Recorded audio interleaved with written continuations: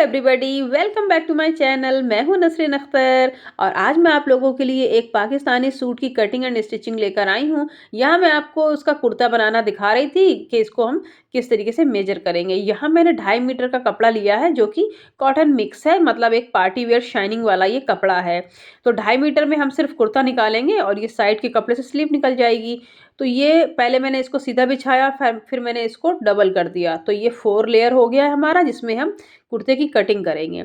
अब यहाँ आप देखिए, मेरा फुल शोल्डर है 16 इंच, लेकिन मुझे यहाँ लूज़ फिट में रखना है, तो मैंने इसको 16 ना लेते हुए 18 इंच लिया है। तो उसका आधा हो गया 9 इंच। तो बस हम तीरा लेंगे 9 इंच का और 9 इंच का ही हम आर्म होल ले लेंगे। बस इस तरीके से उसको बॉक्स बनाते हुए राउंड कर देंगे तीरे को, और 1 इंच हम ऊपर से कंधी डाउन कर देंगे इसकी, ताकि क्योंकि बड़ा तीरा है और इसके कंधे अच्छी तरीके से हमारे शोल्डर से गिरते हुए आएँ, मतलब वहाँ पे वो चीज़ उठी-उठी नहीं लगेगी। आप तीरा ज़रूर डाउन करें इस तरीके से। जब हम फुल शोल्डर लेते हैं तो हम 1 इंच ही डाउन करते हैं, और जब हम खुला गला पहनते हैं तो हम आधा इंच डाउन करते हैं। उससे यहाँ पे कंधे पे बहुत अच्छी फिटिंग आती है। अब यहाँ देखिए, जो डाउन कर दिया है उसके नीचे से हम यहाँ पे कमर का नाप लगा लेंगे। फिर हम यहाँ पर हिप का नाप लगा लेंगे। यहाँ पे मैं 23 इंच ले रही हूँ, क्योंकि मुझे ये लॉन्ग कुर्ती है मेरी, तो यहाँ पे 23 इंच में मेरा कमर वगैरह नहीं दिखेगी। जैसे हमारा कुर्ता ऊपर नीचे उठ जाए तो कोई बात नहीं। अब यहाँ देखिए, जो मेरा चेस्ट का साइज़ है वो 10 इंच है, लेकिन लूज़ फिट है ये, तो हम 2 इंच ऐड करेंगे। तो यहाँ पे मैंने 12 इंच रखा है और 1.5 इंच का मैंने मार्जिन ले लिया है यहाँ पर। ये देखिए, आप कपड़ा पहले से ही नाप लें कि आपको कितना ज़रूरत है, आप उतना ही फ़ोल्ड करें, बाकी वेस्ट हो जाएगा वरना कपड़ा। अब यहाँ मेरा कमर का साइज़ 9.5 है, लेकिन मैंने यहाँ पर 11.5 लिया है। मैंने यहाँ कमर पे कोई फिटिंग नहीं दी है, बिल्कुल इसको लूज़ रखा है। बस ऊपर से मैंने आधा इंच ही इसको कम रखा है, बाकी तो ये लूज़ ही है। ये देखिए, मैं यहाँ पे लिख भी दे रही थी कि ये मैंने कितना लिया है, तो ये 11.5 है। ये 12 इंच का है यहाँ पे। तो यहाँ देखिए, अब ये हिप का जो राउंड है ना, ये भी मैंने 12 ही लिया है। इस तरीके से मैं यहाँ निशान लगा लूँगी और वही 1.5 इंच का मैं मार्जिन ले लूँगी, इस तरीके से। अब यहाँ पे हम इसको शेप पट्टी से निशान लगा लेंगे। अब ये देखिए, यहाँ लंबाई मैंने 48 यहाँ पर कटिंग करी है। कुर्ता ये मतलब ये 4 इंच का कपड़ा 5 इंच का मैंने नीचे छोड़ दिया था, क्योंकि मुझे अब इतना लंबा भी नहीं चाहिए कि मुझे जो नीचे प्लाज़ो पहनूँगी, पैंट पहनूँगी, वो मुझे दिखाई ना दे। तो बस यहाँ पे मैंने 48 लेके 2 इंच का मैंने इसमें फ़ोल्ड कर दिया था, इसी कपड़े का ही। तो वो अच्छी, आप फ़ोटो देखेंगे ना लास्ट में, तो आपको पता चलेगा कि बहुत अच्छे से ये इसकी लेंथ आई थी, और इतना लंबा भी नहीं चाहिए कि आप क्या पहने हैं नीचे वो दिखे ना। तो बस अब इसको यहाँ पे कटिंग कर लेंगे हम। बहुत अच्छा ये बना है, बहुत अच्छा बन के तैयार हुआ है, आप ज़रूर इसको ट्राई करें, बहुत अच्छा लग रहा था। मेरा मकसद सिर्फ़ इतना है कि मैं आपको आइडियाज़ दूँ कि आप कौन-से कलर पे कौन-सी लेस लगाएँ, किस तरीके से सिलें, कैसे फैब्रिक पे आप कौन-सी डिज़ाइन डाल सकते हैं, तो आप वो सीखें। तो बस इसीलिए मैं कुछ नया-नया सोचती हूँ कि आपको कुछ नया दिखाऊँ, जो आप भी उसको ट्राई करें, तो पार्टी फंक्शन वगैरह में आप आराम से पहन सकें। तो यहाँ देखिए, यहाँ मैंने पीछे का पल्ला अलग कर लिया था, अब ये फ्रंट में मैं आर्म होल कट कर लूँगी, इस तरीके से। ये देखिए, यहाँ पे देखिए, अब मैं यहाँ पे स्लीव की कटिंग कर लूँगी।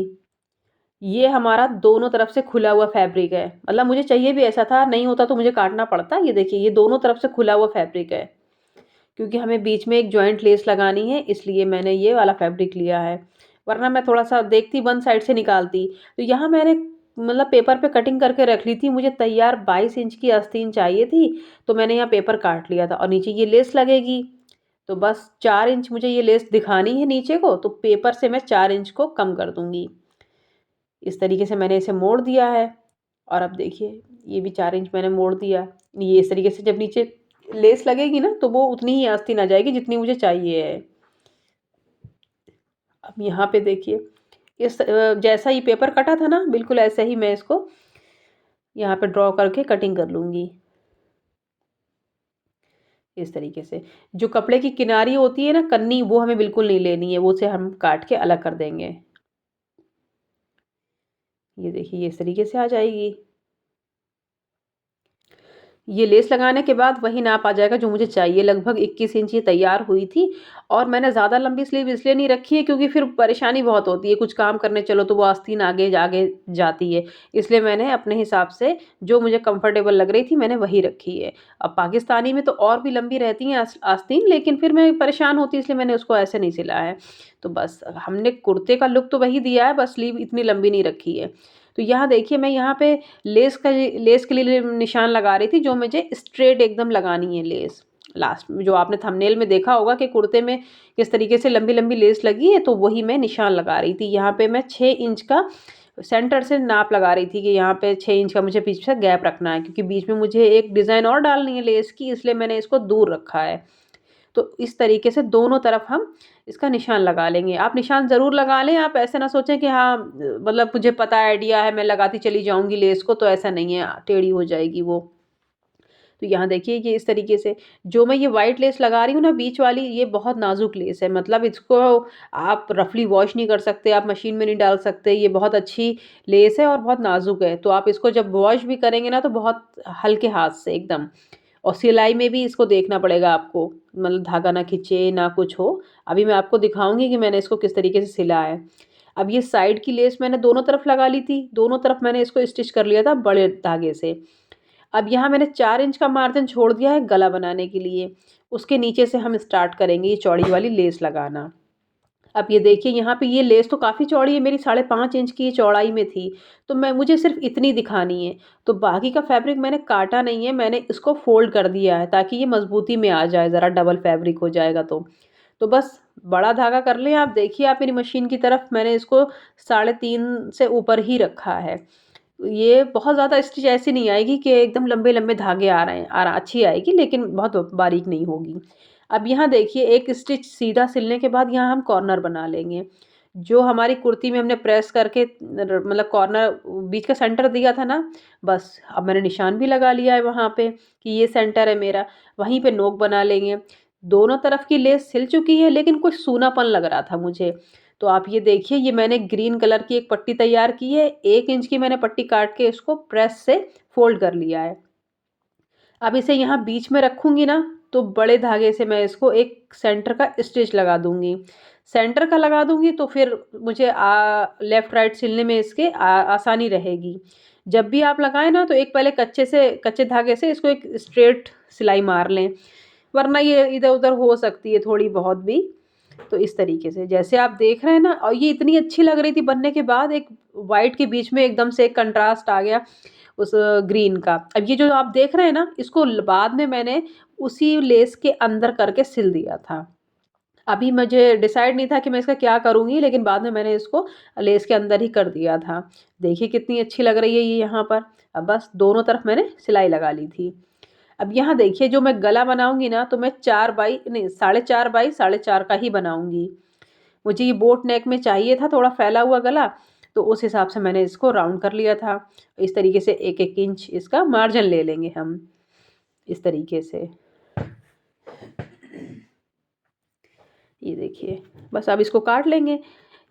ये पेपर पेस्टिंग है, बहुत हल्की वाली जो होती है ना, वो वाली है ये बुकरम नहीं है।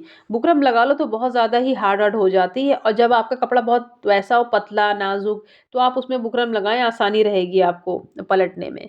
तो ये कपड़ा भी बहुत मोटा था, तो इस तरीके से मैंने ये गला बना लिया है इसका। अब बस हम इसको एक फालतू के कपड़े पे चिपका लेंगे, और आप जैसा-जैसा देखेंगे ना, बस आपको भी वही कर लेना है। एक्स्ट्रा का मार्जिन हम काट देंगे, इसकी हमें कोई ज़रूरत नहीं है, बस इसको इस तरीके से फ़ोल्ड कर देंगे हम, इस तरीके से। प्रेस का यूज़ मतलब आप करें बिल्कुल, क्योंकि फिनिशिंग देनी है ना कपड़ों में, तो उसमें प्रेस तो चाहिए ही है आपको। आप सोचेंगे बिना प्रेस के ही हम लगे रहें और बाद में फिनिशिंग दे देंगे, तो वो कहीं न कहीं ख़राब हो ही जाएगी। अब जैसे मैंने लेस लगाई थी, तो मैंने उसको खींच-खींच के प्रेस कर लिया था अच्छी तरीके से। तो ये सब काम मैं कर चुकी हूँ प्रेस लगा-लगा के। अब ये देखिए, गले का सेंटर और कुर्ती का सेंटर मिलाते हुए मैंने इसे पिन अप कर लिया है। नीचे भी मैंने इसका सेंटर मार्क दे रखा है ताकि वो नीचे वाली ग्रीन पट्टी पे एकदम बीच में आए। आप इसका ज़रूर ध्यान रखें, वरना गला आपका इधर-उधर हो सकता है। तो बीच की एक सिलाई लगा लेंगे बड़े टाके से। ऊपर का मार्जिन तो वैसे भी कट जाना है। तो बस बीच की सिलाई बड़े टाँके से लगेगी, बाकी जो गोलाई में लगेगी ना, वो आप स्टिच कम कर लें वहाँ पर, वो नॉर्मल लगेगी हमारी, इस तरीके से। यहाँ से यहाँ तक बिल्कुल हल्के हाथ से कोई कपड़ा नहीं खींचना है, आप आराम से इसको इस तरीके से सिल लें।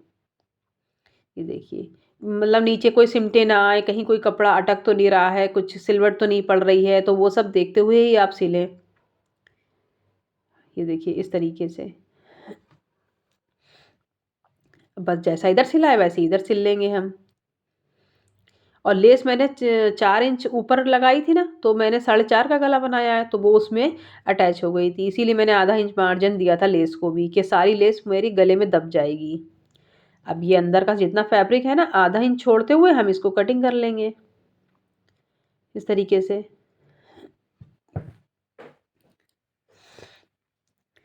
ये देखिए, अब बस एक स्टिच हम यहाँ लगाएँगे और फिर इसको मोड़ के हम यहाँ लगाएँगे। इस पूरे सूट में मैंने तुरपाई करी है, गले में भी तुरपाई करी है। अभी मैं यहाँ रफ स्टिच लगा रही हूँ, तो इसलिए मेरा धागा भी बढ़ा हुआ है, 3.5 से ऊपर ही है। देखिए, यहाँ मैंने व्हाइट लेस पे नहीं लगाया है, क्योंकि वो लेस नाज़ुक है ना, इसलिए मैंने सिर्फ़ ग्रीन पे ही कच्चा करा है। फिर मैं इसपे तुरपाई करूँगी। ये देखिए, ये इस तरीके से मैं यहाँ पे तुरपाई कर ले रही हूँ। तुरपाई कर लें, फिर आप प्रेस कर लें। बहुत अच्छी तरीके से ये गला बैठ जाएगा आपका, और आप देखेंगे मेरे फ़ोटो में बिल्कुल इतना राउंड नेक आया है ना, बहुत अच्छा। जब हम ये पेपर पेस्टिंग लगा दें या बुकरम भी लगा दें, तो हमारा गला बहुत अच्छे से बैठता है। और जब हम कोई जॉर्जेट फैब्रिक हो या कोई भी चिकना कपड़ा हो, तो उसमें गला बहुत इधर-उधर हो जाता है। मेरा खुद का भी हो जाता है। ये तो कॉटन है, तो इस पे तो बैठना ही था वो। अब ये देखिए, ये मैंने पीछे का गला काट लिया है, इसकी गहराई सिर्फ़ 2 इंच है, बाकी वही 4.5 इंच की चौड़ाई है। इसे हम तिरछी पट्टी से अटैच कर देंगे। अब यहाँ देखिए, हम शोल्डर जॉइंट करेंगे यहाँ पर। जो पीछे हम पट्टी लगाते हैं ना, उसको हम फिनिश नहीं करते हैं, बस एक पट्टी से हम उसे जोड़ लेते हैं, एक सिलाई से हम उसे जोड़ लेते हैं। बाद में हम उसको फिनिशिंग देंगे। यहाँ देखिए आप, यहाँ पे हमने कंधी जॉइंट कर ली। अब जो ये पीछे की पट्टी है, सारा मार्जिन को दबाते हुए हम ये पट्टी अब पलटेंगे बाद में, वरना हम इसको पहले ही फिनिशिंग दे देंगे, तो ये फिर मार्जिन ऊपर-ऊपर रह जाएगा, दबेगा नहीं। अब यहाँ पे देखिए आप, कि मैं यहाँ पे अब सिलाई मार लूँगी, साइड की फिटिंग कर लूँगी। अब ये स्लीव की बारी है। अब देखिए, स्लीव बीच से खुली हुई थी ना, तो मैंने इसको आधा इंच मार्जिन देते हुए प्रेस से मोड़ लिया है, क्योंकि मुझे यहाँ पे ये लेस लगानी है, जॉइंट लेस। अगर मैं यहाँ पर प्रेस नहीं करती और ऐसे ही मोड़ती चली जाती, तो कहीं न कहीं थोड़ा बहुत 1 पॉइंट का इधर-उधर हो जाता। इसीलिए मैंने इसको प्रेस से करा है। तो बस इसको मीडियम साइज़ के धागा लगाएँ आप, इस पे बड़ी स्टिच ना लगाएँ, क्योंकि ये हमारे ऊपर ही दिखने वाली है। लेस पे तो आ नहीं रही है सिलाई, कपड़े पे आ रही है, इसलिए मैंने इसको बड़े धागे से नहीं सिलाई करी है। अब ये देखिए, मतलब जितना देखने में आसान लगता है ना, उतना सिलने में नहीं होता। क्योंकि हम जब सिलते हैं, अब हम मैं भी सिलती हूँ ना, तो वो सुई इधर-उधर होते-होते अपना जो बीच का सेंटर है ना, वो खो देती है। तो आप बहुत धीरे-धीरे सिलाई करें। मैंने भी इस पे बहुत धीरे-धीरे करी है, क्या हम फिनिशिंग से काम करेंगे, बस हमें धागा इधर-उधर नहीं होना है, नहीं करना है मतलब। तो ये देखिए, यहाँ मैंने दोनों तरफ, दोनों स्लीव में ये मैंने लगा लिया है, अब मैं इसको भी लगा लूँगी। तो उससे पहले मैं यहाँ पे ग्रीन फैब्रिक को आधा इंच लगभग इसको भी मैं मोड़ के एक सिलाई लगा लूँगी। ये डबल वाला कपड़ा मैंने नहीं मोड़ा है, सिर्फ़ एक बार ही कपड़ा मोड़ा है, क्योंकि मुझे लेस लगानी है, अभी इसके ऊपर भी सिलाइयाँ आएँगी, इसलिए मैंने इसको एक ही फ़ोल्ड दिया है। अब ये देखिए, जो व्हाइट लेस है ना, उसको भी मैंने एक्स्ट्रा मार्जिन को मोड़ा हुआ है। उसकी मज़बूती के लिए, तो उसको भी मोड़ देंगे। काट-काट के छोटा नहीं करा मैंने कुछ भी, बस मोड़ा है। अब यहाँ पे एक लेस और लगा देंगे, तो जितना मार्जिन था वो हमारा वैसे भी दब गया। अब ये देखिए, हमने आर्म होल कटिंग नहीं करी थी वहाँ पर, तो अब मैंने लेफ्ट और राइट का निशान लगा लिया कि कौन सी आस्तीन मेरी किधर आएगी। अब मैं इसमें आर्म होल की कटिंग करूँगी, तो देखिए निशान लगा लिया मैंने कि कौन सी आस्तीन किसकी है, बस वही पल्ला उठाएँगे और उसी की कटिंग कर देंगे। क्योंकि इसमें थोड़ा बहुत धोखाधड़ी हो जाता है, आप रख-रख के देख लें कि ये लेफ्ट का है, ये राइट का है। आप हाथ पे ही रख के देख लें ऊपर कंधे के पास, और निशान लगा लें। अब ये देखिए, मैंने यहाँ पे आर्म होल कटिंग कर रही हूँ मैं। इस तरीके से हम इसको काट लेंगे। ये देखिए, बस अब ये कट गया है, अब इसकी साइड की स्टिचिंग कर लेंगे। बहुत ज़्यादा ये आस्तीन ढीली भी नहीं बनी थी, मतलब अच्छे से आ गई थी। ये भी नहीं कि अरे रे बहुत लूज़ है, ठीक थी, फिटेड भी नहीं थी और लूज़ थी। गर्मियों में तो बड़ा मज़ा ही आने वाला है इसको पहनने के बाद। अब यहाँ देखिए, मैं आपसे बिल्कुल सच बोलूँगी यहाँ पे, मैंने यहाँ पे 8 इंच वो नापा था ना, 8 या साढ़े 8, अभी दिखाती हूँ आपको, साढ़े 8, मैंने साढ़े 8 इंच वो नापा था, तो साढ़े 8 इंच ही मैंने आस्तीन नापी थी। लेकिन वही है, स्लीव लगाने में इतनी गड़बड़ होती है ना, अब मैंने आस्तीन को जो साढ़े 8 नापा है ना, तो वो साढ़े 8 पे नहीं आई थी, वो आई थी 9 इंच पे। तो मैं आपको सही बताना चाहती हूँ, इसलिए मैं आपको बोल रही हूँ कि आप अगर कुर्ती आपने सा 8 साढ़े 8 इंच निशान लगाया ना, साढ़े 8 लगाया है, तो आप आस्तीन में 9 इंच लगा दें, आधा इंच बढ़ा लें। मेरे साथ तो यही हुआ है, इसलिए मैं बता रही हूँ आपको। मैंने आस्तीन लगा दी थी, फिर मैंने उसको खोला तो क्या प्रॉब्लम है, मैंने देखा तो पता चला आधा इंच वो कम पड़ रही थी, इसलिए मैंने उसको बढ़ा लिया था। फिर मेरी आस्तीन बिल्कुल ठीक लग गई थी, आप देखिए इसमें मैं आपको दिखा भी रही हूँ। इसीलिए मैं आपको बता भी रही हूँ कि कोई धोखाधड़ी वाली बात नहीं है कि अरे मैंने साढ़े 8 दिखाया तो अरे उतने पे ही फिट बैठ गई। फिर आप घर पे बनाएँ और सोचें कि अरे ये तो बन ही नहीं रही है। तो इस तरीके से हम यहाँ पे कर लेंगे, आधा इंच आस्तीन को बढ़ा लेंगे। अब जितना हमारा आर्म होल के पास जो मार्जिन होता है ना, उसे हम इस तरीके से मोड़-मोड़ के अंदर कर लेते हैं और बिल्कुल सीधी सिलाई लगा देंगे यहाँ पर। ये देखिए सारा मार्जिन को मैंने ऐसे तरीके से मोड़ दिया है और एक सीधी सिलाई लगा लें आप। फिटिंग आ जाएगी अच्छे तरीके से आपकी। अब ये देखिए, ये जो चाक हमारे हैं ना, अक्सर मैं सिलाई मारती हूँ, लेकिन ये सूट हैवी लुक का था, तो मैंने इसमें सिलाई नहीं मारी है, मैंने इसको तुरपाई करी है। तो मैंने तुरपाई करने से पहले मतलब इसमें फिनिशिंग आनी चाहिए थी, मुझे मुझे यही था कि इसमें फिनिशिंग आए, तो मैंने इसको प्रेस से मोड़ लिया है और ये देखिए मैंने यहाँ तुरपाई कर ली है। इस तरीके से हम प्रेस कर लेते हैं ना, तो बहुत अच्छी फिनिशिंग आ जाती है और बिल्कुल सीधा आता है कपड़ा। मतलब उसको प्रेस नहीं करा, हाथों से मोड़-मोड़ के मेहनत भी ज़्यादा है और थोड़ा काम इधर-उधर हो ही जाता है हमारा गलत। अब ये देखिए, हमारा चाक खुल ना जाए इसलिए मैंने इसमें आई बना दी है। इस तरीके से जो हमारी हुक आई बनती है ना, ये वो है, यहाँ से हमारा कपड़ा फटेगा नहीं। तो आप इसको ज़रूर बनाएँ। अब ये देखिए आप फाइनल लुक कैसा लग रहा है बताइएगा ज़रूर और पसंद आए तो लाइक कीजिएगा और सब्सक्राइब तो आई होप आपने कर ही लिया होगा, ना किया हो तो ज़रूर कीजिएगा। बताइएगा मुझे कि कैसा बना है और आप भी बनाइएगा इसी तरीके से। मिलती हूँ आपसे नेक्स्ट वीडियो में। Thanks for watching.